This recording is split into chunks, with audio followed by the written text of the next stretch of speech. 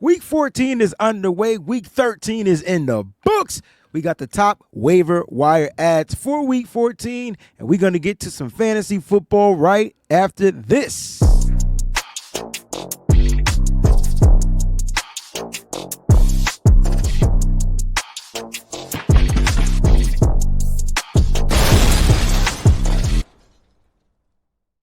What's going on, everybody? Welcome to What's Your Fantasy Football Show. We are here Week 14. Peachy, Breezie. Peachy, Week 14. Are you in and have you clinched any playoff spots? I got a text message saying that I clinched the playoff spot this morning. I'm very happy because it's in that big money league. So nice. Maybe Christmas will come early, but I gotta play it right. Are you in any playoffs as of right now? Or are you teetering the line because they're about to start in a couple weeks? So I'm teetering the line on about 3 of them. I'm in the playoffs in 2 of them. Okay, that's pretty much good. Where I'm at. Out of what I do, 11 leagues this year, I think, if I'm not mistaken. That's really good. I mean, 5 to 6. look, you can't say, what do you want? You want 100% turnaround? You're 11 leagues. You want to be 11 for 11? That's impossible. Like, you know what I mean? Shoot, I'm in, 15? I think I'm in the playoffs in 5. I'll take it. That's that's a pretty 20%, something like that. I'll take it. At this point, I'll take whatever. But fantasy football is almost over. Like, the season is almost under wraps. It's crazy. Flew by this season. Now, for those that are just tuning in the show, make sure you hit that like button. Don't forget to comment and subscribe right here on the WayneBreezie channel if you want to watch What's Your Fantasy Football. And if you have any questions, feel free to put them in the comment section of the show, and we'll make sure that we update news that goes along throughout the week before football kicks off on Thursday night, as well as answer and respond to your comments. If you have any questions, feel free to light us up in the chat, all right, or in the comment section. Now, we got 6 teams currently on their bye week. What in the love is going on? Like, why is there a bye week in Week 14? And why do I feel like there was no byes last week in Week 13? And now there's a 16 bye. So they took one bye week away. 14 I think is normal, but it's never really 6 teams, right? Right. I don't remember it being 6 teams. I remember it might be like 2 teams left right. or whatever, but yeah, it's just frustrating because, okay, Week 13, of course, we know, it's Thanksgiving, and that's why there was nobody that was in the bye week and blah, blah, blah. Okay, but for fantasy, man, it hurts. It hurts if you're trying to make that final push. Yeah. Into the playoffs, and you have these fantasy players that are not going to be part of it for Week 14. So you have to find something elsewhere. And that's when a lot of, the trade deadline is also, so everything ends this week. So you can't trade anyone. You can't anything like that. That ended for me weeks ago. It's wild. I think I have a couple still. I think the trade deadline matches the thing, but yeah, there is a lot of people whose trade deadline was like Week 12 or Week 11 or something like that. All I know is this is frustrating because I'm looking at the teams that are on a bye week, and I haven't even looked at my leagues yet. So, all right, like, wow. Looking at this bye week, Broncos are probably one of the hottest teams in the NFL. So if you got their defense, they got the number 1 defense in fantasy football this year. So they're going on a bye. And if you had the Broncos defense this past week, good golly O'Malley, man, you scored some points. Yes. The Colts, they kind of mid. Patriots kind of mid. But the Commanders, Ravens, and Texans, these are all huge key pieces. We're talking C.J. Stroud, Nico Collins. Yes. From the Commanders, you're talking, oh my God, Jaden Daniels, Terry McLaurin, who just is scary Terry all of a sudden again, right? Yes. And their 2 running backs, Brian Robinson. And then with the Ravens, Lamar Jackson, Derrick Henry. So it's some heavy hitters on this week's bye. So you might want to pay attention to this week's episode for the waiver wire pickups. We'll get to that. Let's get to some football injury updates. Any injuries as of new Peachy going on in the NFL. Well, we have the breaking news about everyone's favorite fantasy star, Christian McCaffrey. Yeah, unfortunate season, man. I have him on like 5 rosters. I have to figure out what to do. And funny thing, Breezy, is 3 of those are the ones that I'm into playoffs with. Oh, that's tough. Well, the good news is you were able to manage. You only had him for 4 weeks. Yeah. So you should have been, if you were in the playoffs, it wasn't because of Christian McCaffrey. So you should be good. Like, it depends on how you manage that. But hopefully if it's a keepers league, we play PPRs here, but if it's a keepers league, you got to hang on to Christian McCaffrey. It's unfortunate that he didn't get going this season. For those that drafted him, I'm sorry, but he was still the number 1 pick. He was the number 1 guy you wanted on your roster. No one's foreseen those injuries happening, and then he came back. He was having an explosive game, and bam, he's out for. He's going on IR, so he's probably going to be out for the remainder of the season, more than likely. So sorry about that. But if you were smart and you still got Jordan Mason, he's gone too. So unfortunately, you better run to the waiver wire, pick up Isaac Garendo. Or Israel Abanaconda. Like you pick up somebody from the Niners because they're gonna need him. They're gonna have him. Any other injuries? Yeah, the injury list is not that long because a lot of these are just prolonging. They've been going weeks. So besides Christian McCaffrey, like Breezy said, we have Jordan Mason, who is on IR with a high ankle sprain. Go figure. Wide receiver Calvin Austin he's still in the concussion protocol, so we'll keep an eye on that and we'll update the comments with any new information. The same thing with Romeo Dobbs. They are about to play a huge game against Detroit, and his concussion is up in the air with that being a Thursday night football game.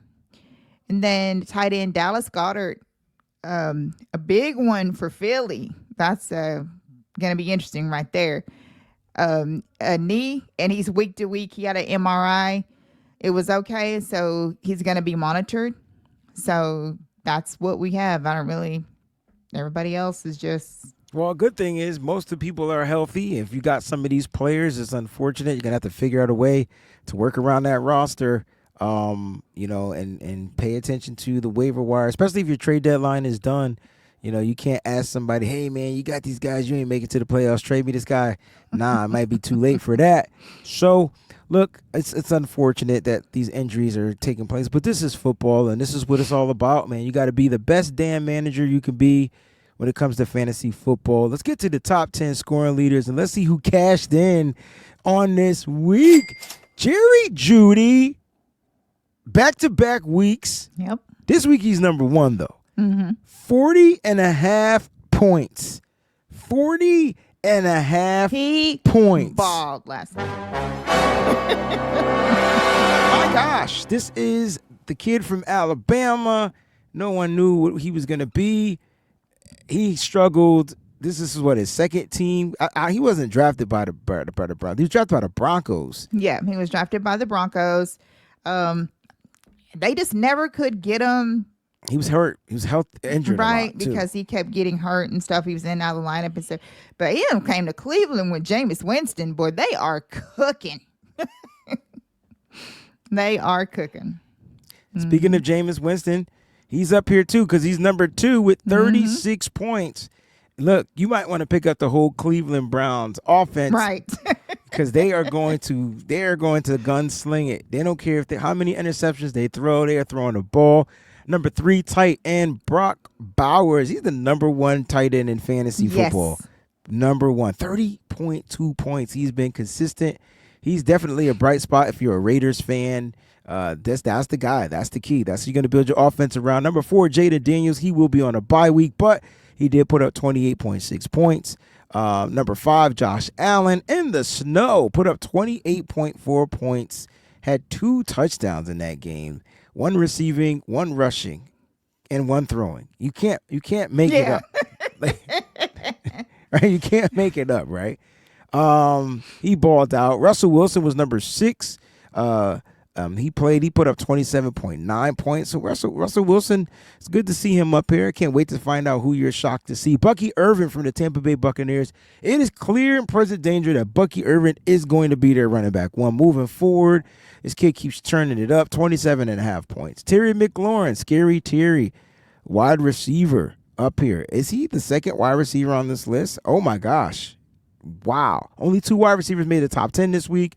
Terry McLaurin, 27.3 points per PPR. David Njoku, all right, 2 tight ends on this list as well. This would be a good starting lineup, too, now that I think about it. But David Njoku, 26.2 points. Listen, Cleveland offense is cooking with Jameis Winston. Like, it is cooking, okay? It is cooking. And number 10, last but certainly not least, 10 back-to-back weeks, he placed number 10. Chicago Bears quarterback Caleb Williams. Round of applause to those guys. They're out there getting their ball on, and they cashing in. Who are you surprised to see on this list, though? So my surprise is, and it's actually pleasant now that he's on a team that I can actually root for him on, Russell Wilson. Welcome back, man. Welcome back, Russ. Welcome back. Is he do you feel like is he danger Russ, or is he just like Russ, like right now? Like which Russ do you think it is? I think it's still Russ right now, but I would, like, in the playoffs and stuff, he might turn into danger Russ. So we'll find out. Ooh, keep an eye on Russell Wilson. Yes. If he's in some of your waivers, like just chilling, like not on a team, you may want to look at that matchup this week, and you possibly may want to pick him up. I'm trying to see who they play this week. I got it right here. Oh gosh, Lord Jesus, they play the Browns. Russ is going to be in the shootout. Russ is going to be in the shootout. Can he out gunsling quarterback Jameis Winston? That's the question. So the thing about the matchup that Russ has this week, that's why I said the playoffs, because the last time the outing was with Cleveland defense, man, they just played them just a couple of weeks ago, and they mauled Pittsburgh's offense. Russ can get nothing going or whatever. So I don't know.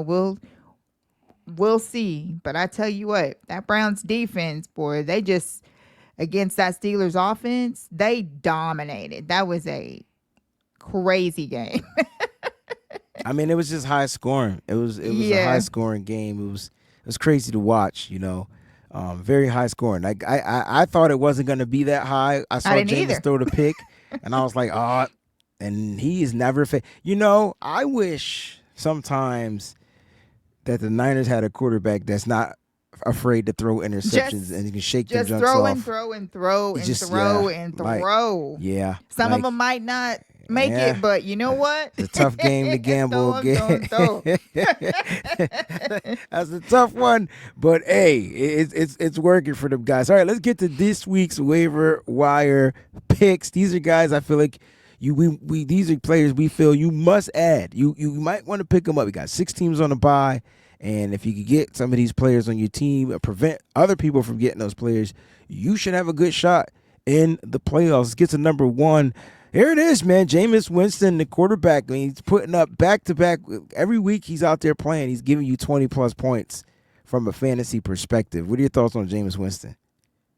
Like I just said, that dude out there, I believe that he is going to remain fantasy gold because he is going to sling the rock, and he's going to keep on slinging and keep on slinging. And he may lose a couple of points, but he usually gains a lot more than he loses. So if he's throwing picks, we know it knocks off points, but then he'll turn around and he'll throw like a touchdown or a freaking 60-yarder down the field. Man, gunslinger for real. So and again, they're playing the Steelers, and we know that the Steelers got a top defense, but the Steelers, it's December football. Can they defend the pass that well? Is the pass rush going to be able to get to them? That's the things that can change the game up. But this is a divisional game, and it's probably going to be in another shootout. He just got out of the shootout. You just gotta just trust it. Like, you know what I mean? Just trust it. So we'll see what happens, man, with Jameis Winston. First running back that we got on the waiver wire ad. If you don't already have him on your squad, you might want to pick up Rico Dowdle from the Dallas Cowboys. Peachy has the matchup against the Bengals. They give up plenty of yards on the ground for running backs. What are your thoughts on my man Rico? First of all, me and Breezie told you about Mr. Rico Dowdle taking over for the Dallas Cowboys. Peachy told you to draft him week 1, and I'm like, what? And she was way ahead of the game. So I just want to put that out there. But because when you look at their running backs, like, you just knew that he was going to eventually take over. Now he is completely taken over now. He's running back 1. Yeah. Yes, absolutely. So Rico is definitely the one to pick up. And Cincinnati, oh my God, you could literally like take a butter knife and run through that defense, because wow, they are allowing everything. They don't stop anything at all. So yes, definitely pick him up. Amen to that. Running back 2 this week. Listen, Ray Davis.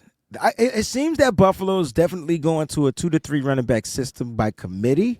Ray Davis is getting the goal line carries, right? He's also getting some explosive runs, I know, because I just broke down the film on him. You may want to pick up this little guy from Kentucky, Ray Davis. Peachy, the matchup, they don't play. No, they do play this week. I'm tripping. They got the Rams this week. Rams do got a good defensive front, but I feel like that's why they're going to run with multiple running backs. If Josh Allen and the Bills could get that ball down there to that goal line, he could be a cash machine. What are your thoughts on Ray Davis? Only thing that I'm going to say is Breezie, who was way ahead of his time, we're talking years. The one thing that he has said that Buffalo was missing was a running game. Now they finally have that running game. So you can tell that I almost said the name wrong. Pegula, their owner, must be watching Breezy shows, because he has been preaching this for years, that they needed now they have it. So, which makes them more dangerous. You know what I mean? Yes. Because they were relying on Josh Allen a lot. Same thing with Baltimore. Look at Baltimore's offense. It's taking off now that you got a Derrick Henry. You could change the pace of the back with Justice Hill. I think he's still there, but you get what I'm saying? Like they have that's what you need. You need it. And I'm looking at this Bills team, and if they run the ball like they ran the ball last week against the Rams, and listen, Bills, do us a favor and beat the Rams, please. Just beat them. I know. Make them 6-7. So when we win against the Bears, we'll be 6-7. Like, you just do that for us. All right, let's get to our wide receivers on this week. All right, Parker Washington, new wide receiver sighting out in Jacksonville. Now, this is probably pending on who plays QB in this game. I know Trevor Lawrence did experience the concussion, and he did leave the game due to the dirty hit by Azeez Al-Shaair, who's been suspended for 3 weeks, if I'm not mistaken. So I don't know who's going to be quarterback, if it's going to be Mac Jones, or is it going to be Trevor Lawrence. But this kid put up some points, 24.3 points, and the Jaguars, do they have a favorable matchup this week? They do. They played well, it's a divisional game. Never know. Never, ever know. But you got the 2-10 Jags on the road at the 3-9 Titans. So what are your thoughts on Parker? Mr. Parker. It was interesting because, Jacksonville has had some injuries to their wide receivers. So it seems like that Mac Jones and Parker definitely have that connection. Ooh. Definitely do. So I think this is a very, very good waiver wire pickup. All right, man. Get this guy, Parker Washington. Listen, don't sleep. Brian Thomas is probably their number one. But when you're looking for a guy that they're looking to get the ball to, other than Thomas, if he's covered or whatever, and they're not getting it to Evan Ingram as well, this guy's going to slip through the cracks.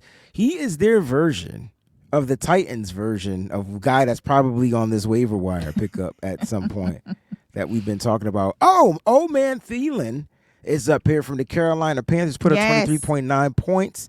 they do play. They play the Eagles. Oof. But I like it. What are your thoughts on Adam Thielen this week? First of all, the catch that he had was amazing. It reminded me of old school Adam Thielen when he was on the Vikings. Right? Mm-hmm. It's like he's been rejuvenated or something. This whole entire Carolina team looks like that they have been rejuvenated. Very, very happy for them. They've been through a lot this year. So still playing with so much spirit, that defense playing with so much energy. Yeah. You just wouldn't think that this team has the record that they do. They definitely are just out there having fun. And so I definitely like Adam Thielen. Even against Philly, every once in a while, you can sneak up on Philly and get some things going. And Adam Thielen, being such a vet, is gonna be in the right spot and everything. And I think he's still gonna be good on the waiver wire. So I like Very that. well said. Pick up Adam Thielen. Tight end, I don't know if he's on anybody's like waivers, pool, whatever. But if he's there, he's probably the number 2 tight end in fantasy football right now. We took a tight end from Miami Dolphins, Jonnu Smith. He put up 21.3 points on last week. They play the Jets this week. Peachy, what are your thoughts on Jonnu Smith? He's been balling out like week after week. Again, this is a divisional game. So, things go a little hokey during here. I actually like Jonnu this week. I need him to put up some points for me because I have him in like 2 of my leagues as my starting tight end. So I definitely like that. Tua has definitely reinvigorated this offense. They do have some slip ups, but one thing about it is Jonnu always manages to get the ball. Still don't know. Tyreek Hill is, whatever. But Jonnu manages to get the ball. So. Yeah, very well said. I mean, and it's good for a guy like Tua. Like it seems like he's his security blanket or safety blanket. If he's not looking to get the ball and push the ball down the field, Jalen Waddle is having is having a dynamic season, I think. Now that Tua is back. But this is the guy that keeps this offense flowing. And it's funny because if you watched the game last week, he was like insignificant. Like they didn't get him the ball till later on in the game, and then look, comes out, helps his team move to 5-7. So I like Jonnu Smith. I think this is a good pickup. Might as well go get him. We got the flex wide receiver spot dropping the bomb on him because he's been on this. I don't think anybody's picking up Tennessee Titans Nick Westbrook-Ikhine. Like 21.1 points. He put up 10 something last week. He put up 20 plus the week before that. That's 3 consecutive weeks in double-digit points. Peachy, Will Levis is getting the ball down the field to this guy and this guy only. They're going to get their running game back in Tajay Spears. Tony Pollard did get a little dinged up. I'm not sure what his injury is. But what are your thoughts on this kid? All I'm going to say is touchdowns. Like, you're watching this Titans offense, and they're not exactly like moving the ball the way they want to with their running backs. And all of a sudden, Will Levis just throws it down the field, and Westbrook-Ikhine is right there for a touchdown. It's just a touchdown. Somebody had made a comment on the broadcast that was saying it's like he's automatic. Like he can at least get you one. Like he's always going to get you at least one touchdown.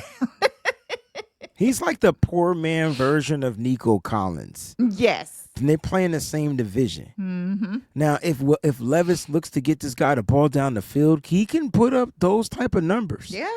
He's kind of like what the Colts' Michael Pittman Jr. was last year. I know. So, like, it's funny because you look at this division, they got Westbrook-Ikhine, the Collins is on the Texans, Pittman Jr. is on the Colts, and I feel like Brian Thomas is going to be that guy for the Jacksonville Jaguars. Like, so crazy how their team is built, right? Calvin Ridley is just covered a whole lot. I know. Oh, he's their number one guy. Yeah. That were asking, like, what happened to Ridley? How come, Ikhine is there? Because Ridley's covered. He's the number one guy. He's the number one guy that they're looking to plan to take away, which opens up opportunities. Yes. And my man Westbrook is making the best of his opportunities. Mm-hmm. Opportunities. Kicker Chad Ryland from the Arizona Cardinals, because they play the Seattle Seahawks this week, and it could come down to a kicking fest. It could. And so you might want to pick up the kicker. We're not sure what their offense is going to be able to do against Seattle. Seattle's defense looks like it's finally coming around, so they can be holding the Cardinals to several points as far as field goals. Any thoughts on this kicker, Chad Ryland? All I'm going to say is the last time, which was just a couple of weeks ago when the Cardinals played the Seahawks, it was they needed a kicker. That's for sure. It definitely seems like that their coach has inputted his stamp on this defense, and they are really starting to look like we thought that they might look eventually. Pretty tough. Definitely would pick up Chad Ryland. There's a lot of good kickers that are on a bye week, so you're gonna need one. That's for sure. So now my Houston kicker, I always say his name wrong. So, Kaimi Fairbairn. Yeah, him. So I don't want to cut him, so I gotta cut another player. I gotta figure out who I'm gonna cut. What? I'm not cutting him. He is the gold to my roster. He's probably the reason why I have this. So I got to cut a different player to pick up this guy to kick because he's on a bye. I don't mind cutting Houston's defense. I don't care. See, defenses I don't care about. Most defenses aren't going to get you points anyway, But this kid, dang, I might have to get him. I might have to keep. I'm going to have to keep my man on the rod. I can't cut him. Because as soon as I cut him, somebody picking him up. Oh, yeah. Right away. So I'm not going to cut him. Defense, I got the Chargers defense going against the Chiefs. Yes, I said it. They're going against the Chiefs. I like Joey it. Bosa versus Patrick Mahomes. Sign me up all day. This Bosa is not afraid of Patrick Mahomes. This Bosa also can get to Patrick Mahomes. I like this matchup right here. This is Sunday Night Football, I believe. Yes. Mm-hmm. Sign me up for this. Peachy, what are your thoughts on the Chargers defense? No, I am 100,000% behind this, because one thing about it, those Chargers-Chiefs games, boy, they are usually really good. And like you said, you got Joey Bosa, then don't they have Khalil Mack? Yeah, they got Khalil. They got they Dan have Khalil. All these, yeah. And they got the number one scoring defense, PG. Their defense is not as stingy. They got your old defensive coordinator from Michigan. From Michigan, absolutely. He is. The Chargers are also one that's rounding into form now, and so that defense, man, they just dominated last week. So I definitely that's a great pickup. Chargers defense is giving up 15.7 points per game. Mm-hmm. That right there is something serious. When you look at the Kansas City Chiefs, they're averaging about 24.1 points per game offensively, but now they're about to go up against a division rival defense that is going to look to beat them. And I love it. Sign me up. So we go there. Those are waiver wire pickups for week 14. Let us know what you think in the comment section. We would love to get your takes on that. Peachy, let's get to, before we dip up out of here, I'm curious to know who is a must start and a must sit for Peachy's. Who's your must start this week? Oh, well, I just had this down here too because I was trying to figure out who. Well, I'm going to go while you figure yours out. I'll go. Oh, my gosh. Ooh, that's a Thursday Night Football. Oh, sign me up for that. But I'm going to go must start Saquon Barkley versus the Carolina Panthers. Now, their defense isn't that bad, but Barkley should be able to have a field day over on the Panthers defense. Yes, I agree with that. So if I have a must start, I guess I'm going to have to go with. So I just have my list. Where'd it go? They keep moving it.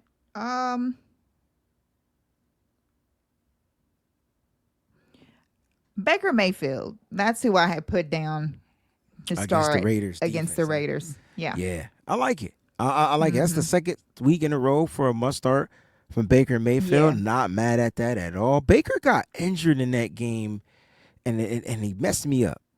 Yeah, he did, but it looks like that he's going to be playing in that game. So I do have another start that where'd it go?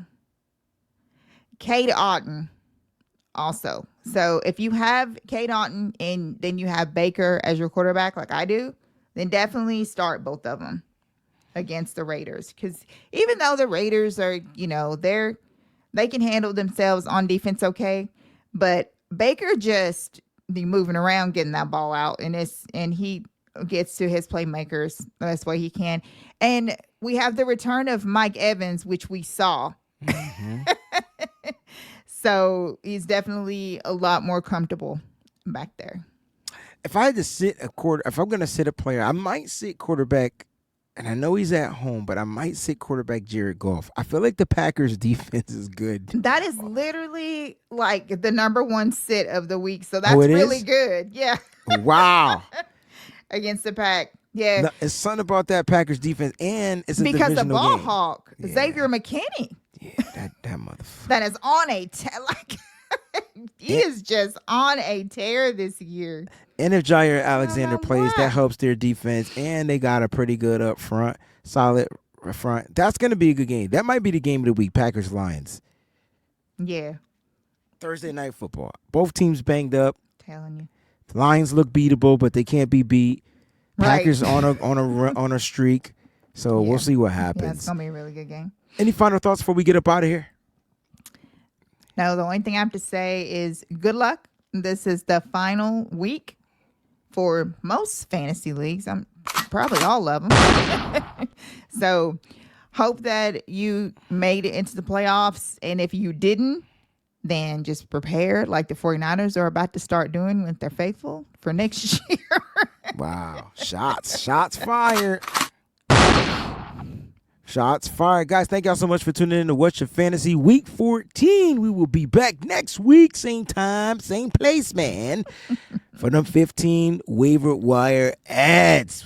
Playoffs, waiver wire ads, all right? Shouldn't be even adding players to the waiver wire, but you got to do what you got to do when you're in the playoffs because it's all about winning it, baby. Till the next time.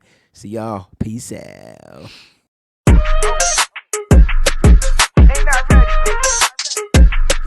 Hey, look. Ruining dreams under pressure. Peachy be the one to bless ya, but don't test her. The queen reigns supreme. You know what I mean? Add the boy Breezie, Prince, like a king.